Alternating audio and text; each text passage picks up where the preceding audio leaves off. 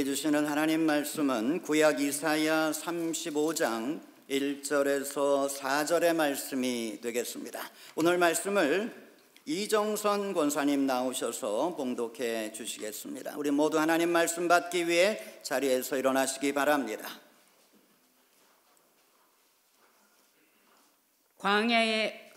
광야와 메마른 땅이 기뻐하며 사막이 백합화 같이 피어 즐거워하며 무성하게 피어 기쁜 노래로 즐거워하며 레바논의 영광과 갈멜과 샤론의 아름다움을 얻을 것이라. 그것들이 여호와의 영광 곧 우리 하나님의 아름다움을 보리로다. 너희는 약한 손을 강하게 하며 떨리는 무릎을 굳게 하며 겁내는 자들에게 이르기를 굳세어라, 두려워하지 말라. 보라, 너희 하나님이 오사 보복하시며 갚아주실 것이라. 하나님이 오사 너희를 구하시리라 하라. 아멘.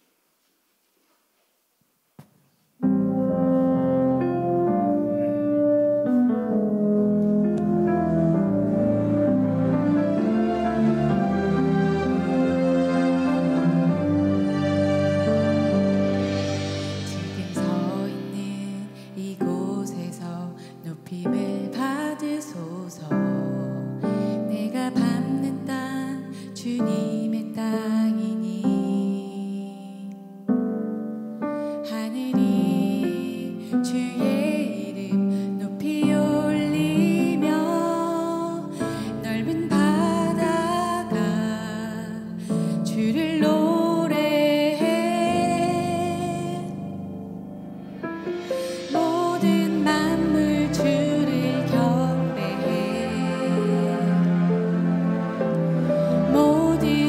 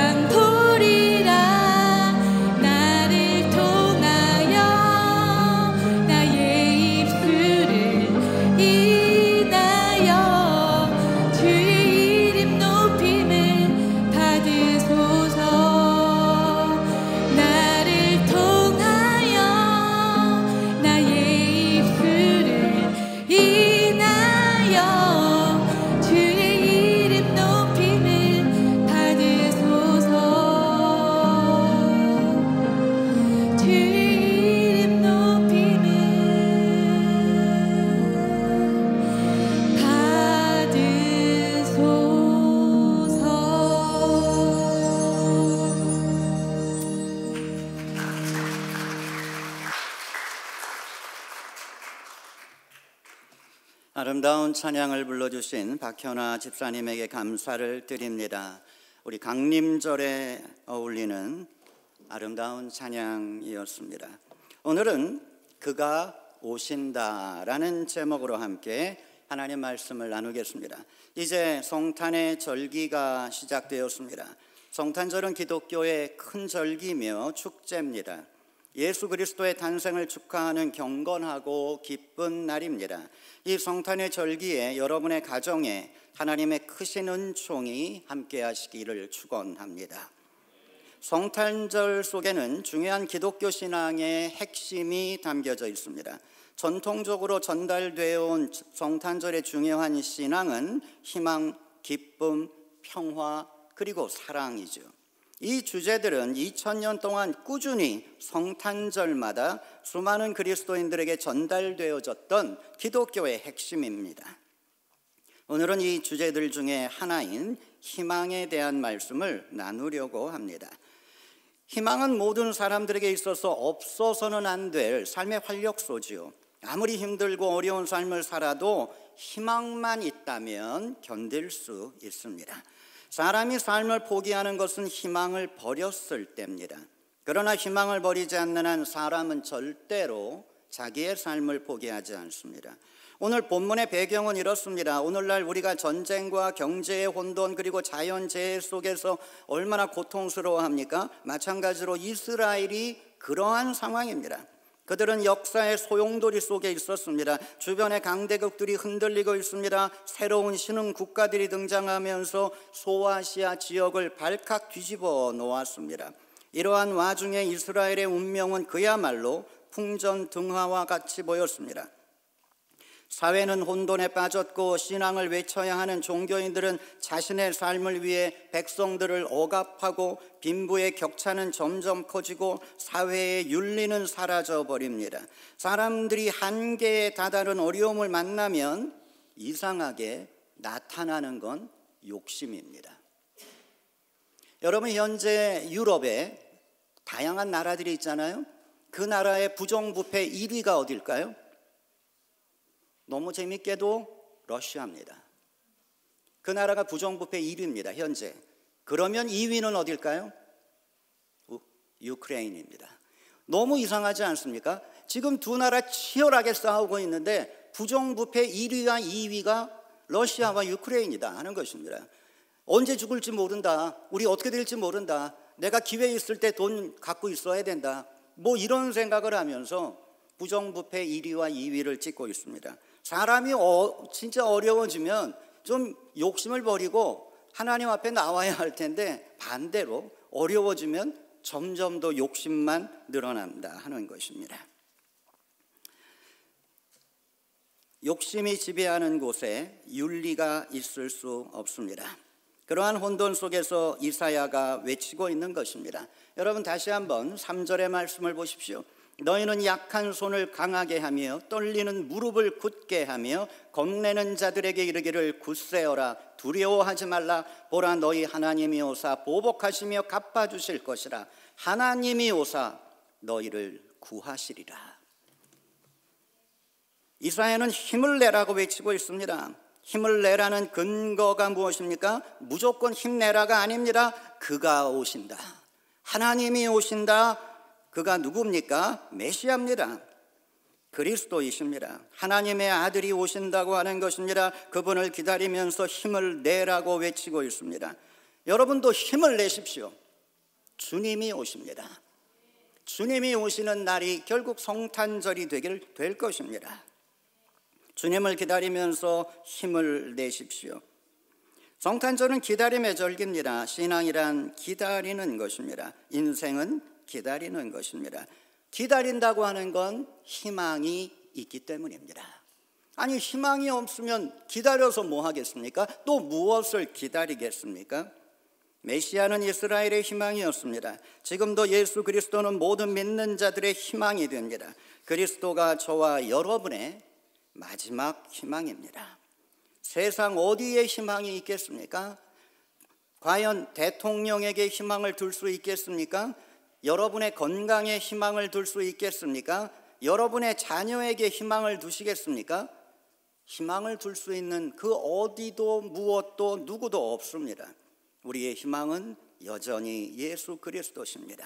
이 희망을 가지고 우리는 어떤 인생을 살아야 할 것인가 우리가 생각해 보아야 할 것입니다. 첫 번째 교훈은 그리스도에 대한 희망은 내일에 대한 여유를 준다, 믿음을 준다 하는 것입니다. 신앙을 가지고 있으면서도 신앙의 능력을 체험하지 못하는 사람들이 많습니다. 그 이유 중에 하나는 신앙을 너무 상식적으로만 생각하려고 하기 때문입니다. 상식에 안 맞는다, 그래서 난 믿을 수가 없다. 여러분, 상식에 맞으면 그게 어떻게 믿음이 되겠습니까? 그게 어떻게 신앙이 되겠습니까?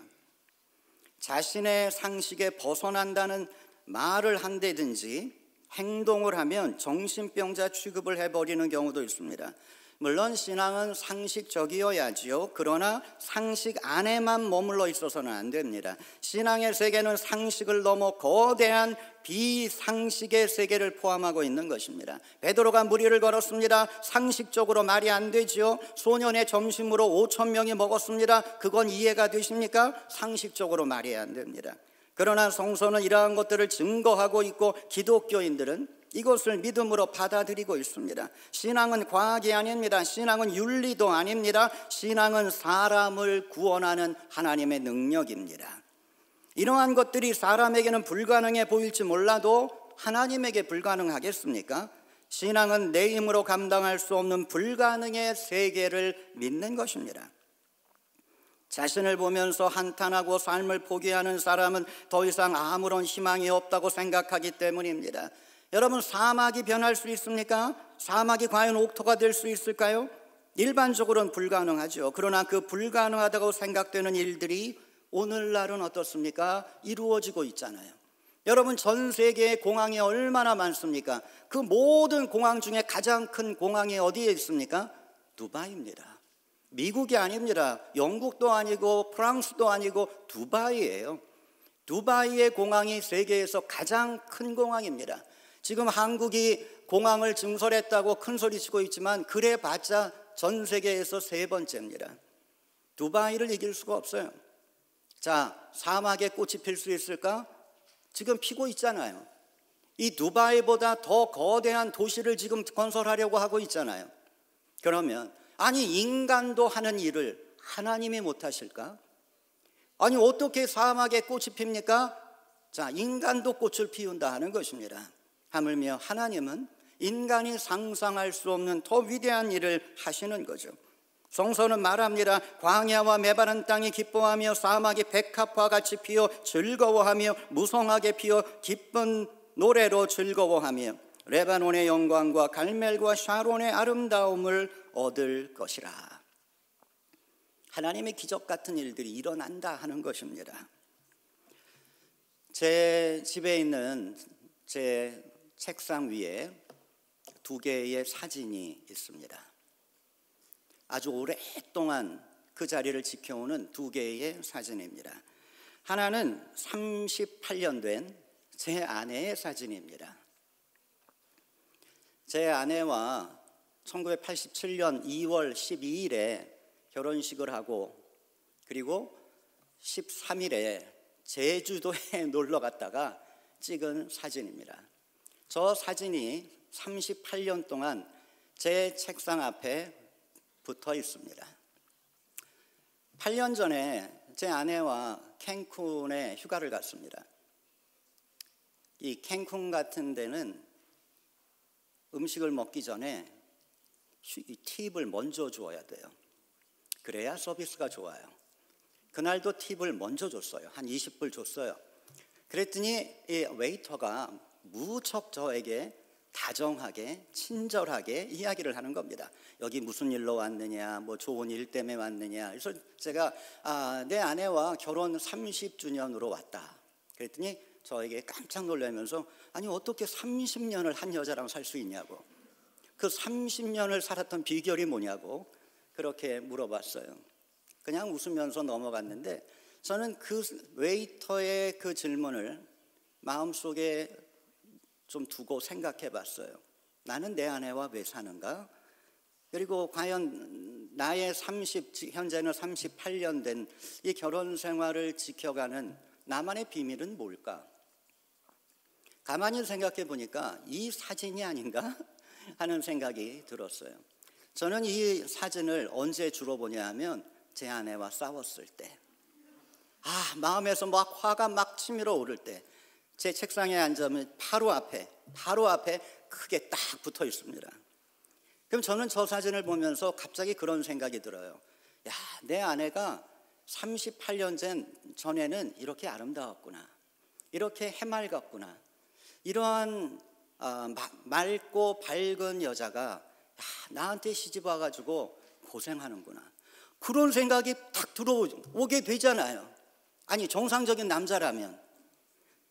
제 아내의 저 사진을 볼 때마다 화가 막 끌어오르더라도 내가 참아야지. 내 아내는 나를 38년 동안 참아주는데 나도 참아야지, 그런 생각이 들어요. 제 아내가 나이 50 전까지는 제가 잘못한 거라도 여보 이건 이렇고 이런 거야, 그러면 그런가 보다, 미안해요, 사과하고 그랬어요.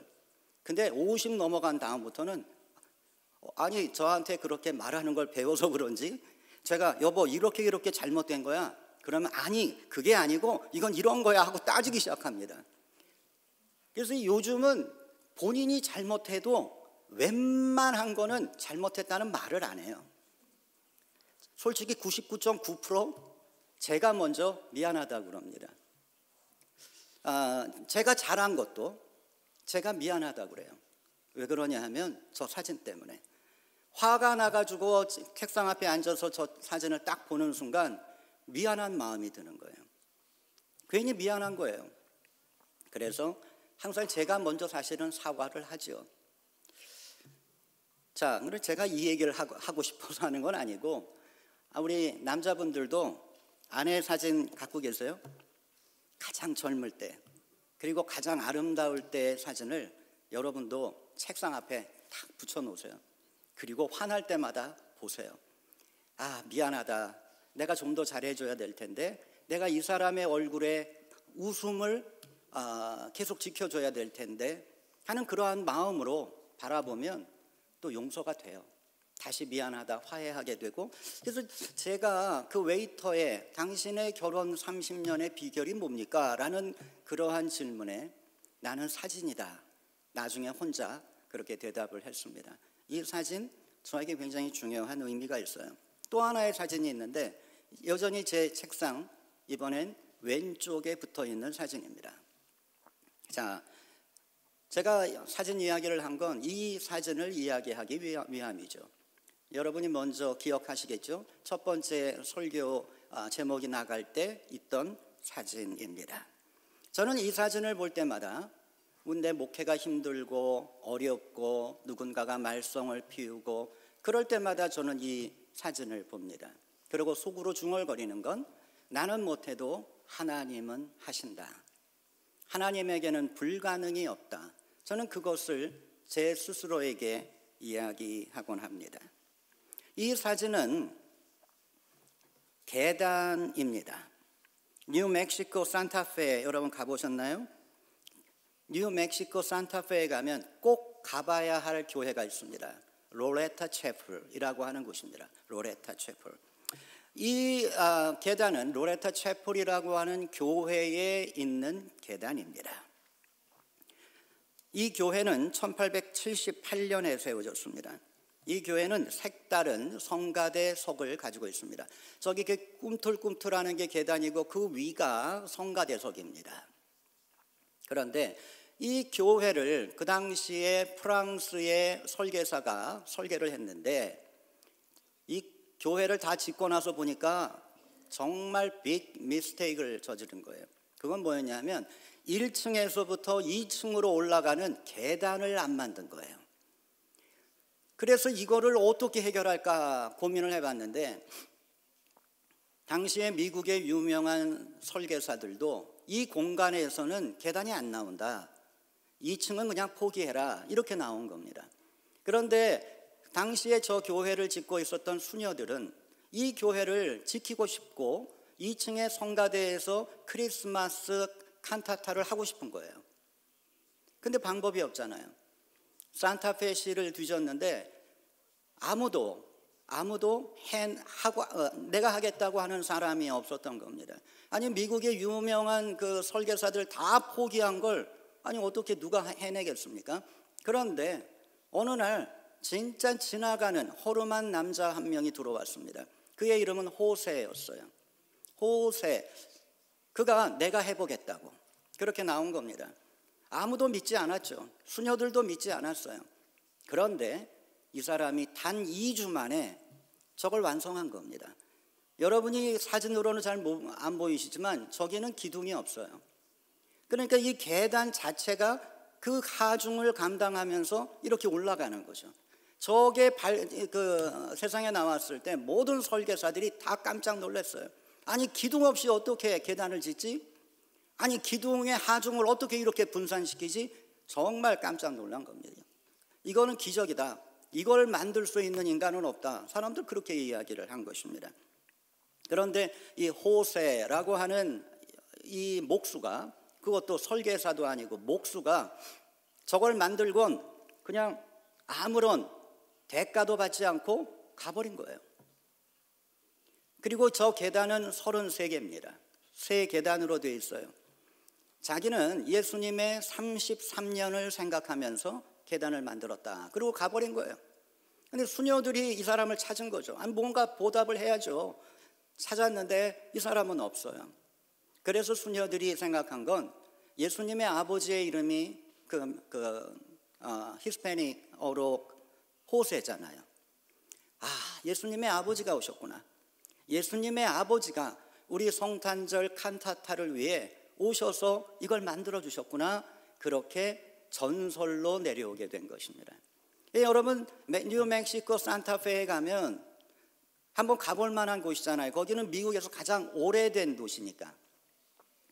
그러나 거기 가서 다른 것보다도 여러분 이것을 보셔야 됩니다. 야, 이게 이렇게 만들어진 거구나. 이게 이렇게 설계상으로는 매우 어려운 이러한 구조구나 하는 것들을 여러분이 보실 수 있으면 좋겠습니다. 자, 그래서 그들은 아름답게 예배를 드리게 되었습니다. 성탄절의 기적, 그러한 이야기들 중에 하나인 것이죠. 이러한 이야기는 우리에게 성탄절의 신앙을 말해주는 겁니다. 성탄절의 신앙은 뭔가? 성탄절의 믿음은 무엇인가? 하나님은 불가능한 것이 없다 하는 것입니다. 인간에게는 불가능할지 모르지만 하나님에게는 불가능한 것이 없습니다. 하나님 무엇이든지 하실 수 있습니다. 이것이 성탄절의 믿음입니다. 성탄절을 기다리는 자들은 이것을 반드시 믿어야 합니다. 내 인생도 변한다. 지금은 내 인생이 광야와 같을지 몰라도 내 인생에도 꽃이 피는 날이 온다. 광야의 사막에 백합화가 피듯 내 인생에도 꽃이 피는 날은 온다. 여러분이 이것을 믿으셔야 됩니다. 그래야 하나님 믿는 재미도 있고 하나님으로부터 용기도 얻는 것입니다. 결국 여러분의 인생 고통이 변하여 기쁨이 되고 눈물이 변하여 노래가 되는 때가 올 것입니다. 여러분 그날을 믿음으로 기다리십시오. 그날에 대한 희망을 갖게 되시기를 바랍니다. 자, 두 번째로 우리가 생각해야 될 교훈이 있습니다. 그것은 그리스도에 대한 희망은 자신의 마음을 지키게 한다는 것입니다. 이 희망의 날을 맞이하기 위해서 반드시 가져야 될 마음과 해야 할 일이 있습니다. 그것은 오늘 지금 내가 겪고 있는 시련을 담대하게 받아들이고 그 시련과 싸우는 것입니다. 중요한 싸움에서 가장 중요한 것은 마음이죠. 이길 수 있다는 마음을 가지고 있는 사람과 질 것 같다고 하는 이러한 생각을 가지고 있는 사람과 어떻게 경기가 되겠습니까? 엄청난 차이를 가져오게 되겠죠. 이길 수 있다는 마음, 반드시 이긴다는 마음을 가진 자, 놀라운 자신의 잠재력을 극대화시킬 수 있고 또한 보이지 않는 영적인 힘도 얻게 되는 겁니다. 골리앗을 앞에 둔 다윗과 이스라엘 군인들의 차이가 바로 이것입니다. 군인들은 성인입니다. 전투에 익숙한 자들입니다. 그러나 이들의 마음속에는 두려움만 가득 차 있었습니다. 골리앗이 한번 소리를 지르면 두려워 떨었습니다. 그런데 다윗은 어린 소년이지만 두려움이 없었습니다. 다윗은 골리앗에게 이렇게 말합니다. 너는 칼과 창을 가지고 나왔지만 나는 여호와의 이름으로 가노라. 너에게 전쟁이 하나님의 손에 있음을 알게 하리라. 이게 어린 소년의 마음에서부터 나온 고백이다 하는 것입니다. 얼마나 담대한 말입니까? 골리앗과 싸우기 전에 이미 다윗은 마음에서 골리앗을 이기고 있는 겁니다. 고난을 담대하게 받아들이고 그것과 싸우고 있는 그러한 모습, 한숨만 쉬고 있고 두려움에 떨고만 있다면 어떤 것도 할 수가 없습니다. 이사야는 지친 이스라엘 백성들에게 외치고 있는 겁니다. 너희는 약한 손을 강하게 하여 주며 떨리는 무릎을 굳게 하여 주며 겁내는 자에게 이르기를 너희는 굳세게 하라, 두려워하지 말라. 이렇게 외치라고 하는 것이죠. 두려움 속에서 자신의 마음을 지키는 것, 이게 바로 성탄절의 믿음입니다.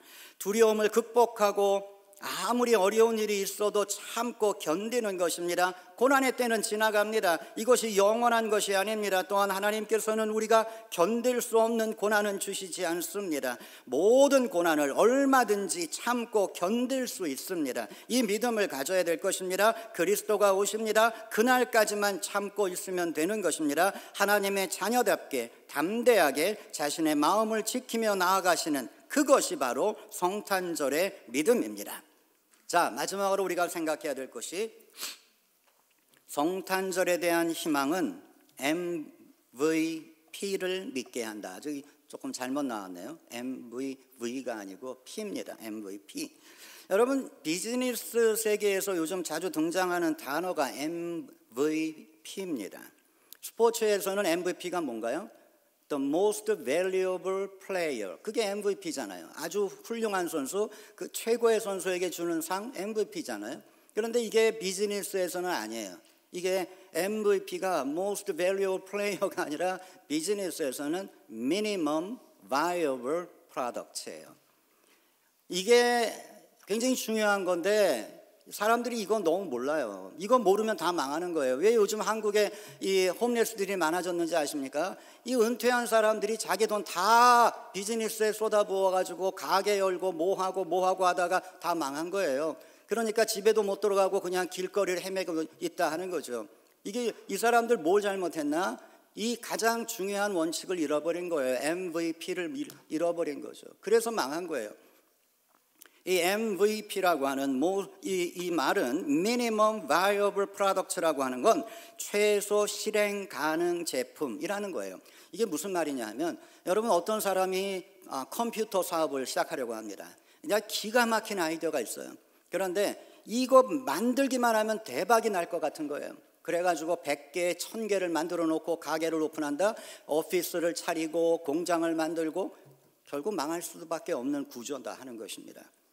어떻게 하면 됩니까? 저 원칙에 의하면 거라지에서 하라는 거예요. 거라지에서. 돈 들이지 말고 10개만 만들라는 거예요. 그러니까 최소한의 투자로 얻을 수 있는 그러한 프로덕트를 만드는 거죠. 10개를 만들었어요. 친구들에게 소개하고 사람들에게 소개했더니 불티나게 팔리기 시작했어요. 그럴 때 50개 만들라는 거예요. 그러면서 이게 성장하는 거지 어느 순간 이 사람들 마음속에 이거 된다 하는 이러한 생각 때문에 오피스부터 차리고 공장 부지 구하고 이렇게 돈 다 들여보낸 거예요. 치킨집 잘 된다? 한 번도 치킨 튀겨보지도 않은 사람들이 이 가게를 크게 오픈을 하고 요즘 가게 크지 않으면 사람들 안 온다고 그렇게 망한다 하는 것입니다. 그거 보면서 해야죠. 이거 굉장히 중요한 이야기인데 사람들 잘 놓칩니다. 세상에 MVP, 그러니까 실패하더라도 이걸 믿는 사람들은 그렇게 손해가 없는 거예요. 10개 만들었는데 안 돼? 이거 안 되는구나. 다른 거 하면 되잖아요. 손해 별로 없어요. 거기다 다 쏟아부으니까 그거 망하면 다 망하는 거 아니에요. 나만 망하나요? 내 가족들도 망하는 것이고 거기에 조인했던 수많은 사람들이 고통당하는 거잖아요. 자, 그걸 지키라는 거예요. 그래야 다시 시작할 수 있다고 하는 거죠. 그런데 이 믿음의 세계에서는 이 MVP가 또 달라요. 믿음의 세계에서의 MVP는 뭔가 Most Valuable Prize예요. 이것이 믿는 자들에게 주시는 하나님의 선물, 또한 하나님의 상, 최후의 승리, 이것이 MVP다 하는 것입니다. 하나님이 주시는 면류관이라고 하는 겁니다. 신앙생활을 잘 하려고 하면 여러 가지 문제들이 생깁니다. 좋은 일만이 아니라 나쁜 일도 생깁니다. 신앙생활을 잘하면 나쁜 일 생기지 않는다? 그런 생각하지 마세요. 그건 아니니까. 이것은 무교의 생각일 것입니다. 성서엔 그런 말씀 없습니다. 잘 믿으면 잘 산다? 이런 공식 없습니다. 그러면 왜 믿나? 하나님 믿어도 잘 살지 못할 바에 내가 왜 믿나 하는 질문을 하게 되죠. 그 이유는 잘 믿으면 최후의 승리자가 되기 때문입니다. 여러분, 처음에 아무리 잘 살고 건강하면 무엇하겠습니까? 마지막 순간에 지옥에 떨어지면 그런 거 무슨 의미가 있겠습니까? 성경에 이러한 이야기 많습니다. 자신을 위해 많은 곡식을 쌓아둔 자에게 주님 이렇게 말씀하십니다. 어리석은 자야, 하나님께서 오늘 밤에 너의 영혼을 거둬가시면 네가 준비한 건 누구 것이 되겠느냐? 그렇게 말씀하십니다. 내가 아무리 열심히 준비를 해놨습니다. 내 은행 어카운트에 돈이 몇만 불이 있습니다. 내 은퇴 준비가 아주 착실하게 다 돼 있습니다. 그런데 아니, 내가 죽으면 내가 준비한 은퇴 자금은 누구 것이 되겠습니까? 제가 죽으면 제 아내가 갖겠죠. 제 자녀들이 갖겠죠. 그런데 그들마저 다 죽어버린다면 여러분, 다 의미 없다 하는 것입니다. 최후 승리가 약속된 자에게 미래도 중요한 것이고 준비도 중요한 거지. 아니, 그게 보장되지 않은 사람이 자기 앞길을 아무리 준비하면 뭐 하겠냐 하는 것입니다. 정말 요즘 같아서는요, 이 하루하루 한 달 뒤, 1년 뒤 이러한 계획을 세운다는 게 무슨 의미가 있나 하는 생각이 듭니다. 우리 교회가 내년 1월에 몽골 가잖아요. 그런데 한국이 지금 야단 법석입니다. 한국에 있는 미국 대사관은 all close 했어요. 그리고 미국 대사관 직원들에게 자녀들 학교 보내지 말라고 그렇게 경고가 내려왔어요. 여기 가도 되나? 이런 상황에 한국에 들어가도 괜찮나? 갑자기 무슨 일이 터져가지고 물론 돌아오긴 하겠지만 이게 늦어지고 지체되면 이 주일 예배는 어떻게 드리지? 이러한 생각이 왜 안 들겠어요? 아무리 준비를 잘하고 몽골에 가서 이런 선물을 주고 가서 이런 설교를 하고, 아니 준비를 다 해놓으면 뭐 하겠냐 하는 것입니다. 여러분 인생 아무리 여러분이 잘 준비한다고 해도 하나님이 오케이를 하셔야 되는 겁니다. 하나님 오케이 안 하셨는데 나 혼자 준비해가지고 뭐가 되겠나 하는 거죠. 별 의미가 없다 하는 것입니다. 여러분, 우리에게 중요한 건 재물이 아닙니다. 우리에게 중요한 건 건강이 아닙니다. 우리에게 중요한 건 하나님의 퍼미션이에요. 그게 우리의 인생에 가장 중요하다 하는 것입니다. 그래서 우리는 하나님 붙잡고 가야 된다 하는 것입니다. 하나님 우리에게 최후의 승리를 약속해 주십니다. 그러니까 우리는 최후의 웃는 자가 될 것입니다. 이 믿음을 가지고 우리는 살아가야 할 것입니다. 지금 어렵게 살아도 괜찮습니다. 지금은 눈물 흘리며 살아도 괜찮습니다. 지금은 건강이 약해서 고생을 해도 괜찮습니다. 우리는 최후의 승리자가 될 것입니다. 하나님 우리를 그렇게 세워주실 것입니다. 이 믿음이 바로 성탄절의 믿음이다 하는 것입니다. 하나님의 아들이 이 땅에 오실 때 새로운 세계가 열릴 것입니다. 수많은 고통 속에 있는 자들이 삶의 희망을 찾게 될 것입니다. 최후의 승리자가 되는, 그래서 우리가 하나님 나라의 MVP가 되는, 우리는 그 꿈을 가져야 합니다. 하늘의 상을 받게 될 것입니다. 마지막에 웃는 자들, 그들이 바로 우리가 될 것입니다. 그러기 위해 오늘 참고 오늘 견디면서 우리에게 주어진 일들을 감당하는 그러한 우리가 되어야 할 것입니다. 성탄절이 다가오고 있습니다. 이사야는 고통 속에 있는 백성들에게 희망의 메시지를 주고 있는 것입니다. 여러분 3절과 4절의 말씀을 다시 한번 보십시오. 너희는 약한 손을 강하게 하며 떨리는 무릎을 굳게 하며 겁내는 자들에게 이르기를 굳세어라, 두려워하지 말라. 보라, 너희 하나님이 오사 보복하시며 갚아주실 것이라. 하나님이 오사 너희를 구하시리라. 우리가 이것을 믿고 담대하게 우리의 삶을 견디어내면서 앞으로 나아가야 할 것입니다. 예수님 오십니다.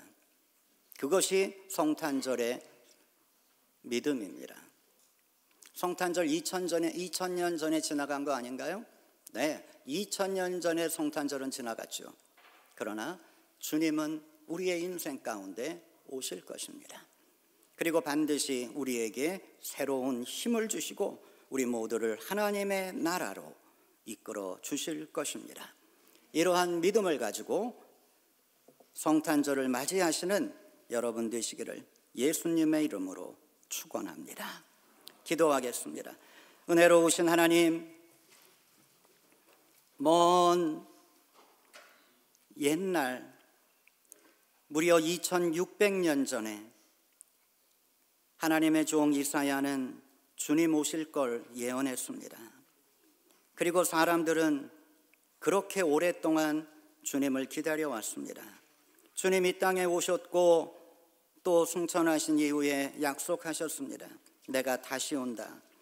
여러분, 우리 모두가 주님의 그 말씀을 믿으면서 우리 하나님 기다릴 수 있도록 주님 도와주시옵소서. 하나님 안에서 늘 새로운 마음, 믿음의 마음, 인생의 모든 아픔과 어려움을 지키고 견디고 나아갈 수 있는 마음, 담대한 믿음의 용기, 이러한 것을 우리에게 더하여 주시옵소서. 예수님의 이름으로 기도하였습니다. 아멘. 네, 여러분, 우리 교회 알리는 말씀 참고하시기 바랍니다. 이번 성탄 주일에 세례나 또 유아 세례, 컨퍼메이션, 리베프티즘 받기 원하시는 분들은 신청하시기 바랍니다. 중남부 목회자 세미나가 화요일부터 목요일까지 달라스에서 있습니다. 기억해 주시고, 여선교회 단합대회 오늘 4시부터 시작이 됩니다. 자, 우리 성탄절이 가까이 오면서 우리 좀 젊은 분들이 해주셔야 될 게 하나 있는데, 성탄 추리를 우리가 세워야 되겠습니다. 오늘 점심 식사 조금 빨리 하시고 성탄 추리 좀 세워주시고, 그리고 나서 피클볼 경기를 시작하시면 좋겠습니다. 여러분 다 달라붙으면 뭐 금방 할 테니까. 장로 권사 기도회 다음 주일 아침 8시 30분에 있겠습니다. 그리고 주소록이 게시판에 붙어 있는데, 여러분 주소록에서 여러분이 보실 건 여러분의 생일이 정확한가, 또 생일이 빠졌으면 여러분 직접 써놓으시고, 또 주소도 이사간 주소가 안 될 수도 있고 여러분이 바꾸고 싶은 주소가 있을 수도 있으니까 한번 확인해 보시고 업데이트 해 주시기를 부탁을 드립니다. 12월에 생일을 축하를 드립니다. 오지아, 이성주, 고미성 권사님, 오소피아, 박경옥 권사님, 윤희원 성도님, 김용현 성도님, 또한 제이슨 에킨 성도님, 이제이, 그리고 이철 모랄레스도 31일에 생일인데 빠졌습니다. 자, 오늘 점심 봉사 남선교회에서 수고해 주시겠고, 오늘 헌화는 박경옥 권사님 봉헌해 주셨습니다. 고맙습니다. 은혜로우신 하나님, 우리의 삶 속에 성탄절을 주신 것 감사드립니다. 우리가 힘들고 어려울 때 늘 주님 우리를 찾아오심을 믿습니다. 우리를 찾아오신 주님과 함께 아름다운 인생을 살아가는 우리 모두가 되게 하여 주시옵소서. 이번 성탄절은 믿음과 사랑과 소망이 있는 거룩한 절기가 되게 해 주시옵소서. 이제는 우리 주 예수 그리스도의 은혜와 하나님의 사랑과 성령의 도우심이 영원히 우리와 함께 하시기를 간절히 축원하옵나이다.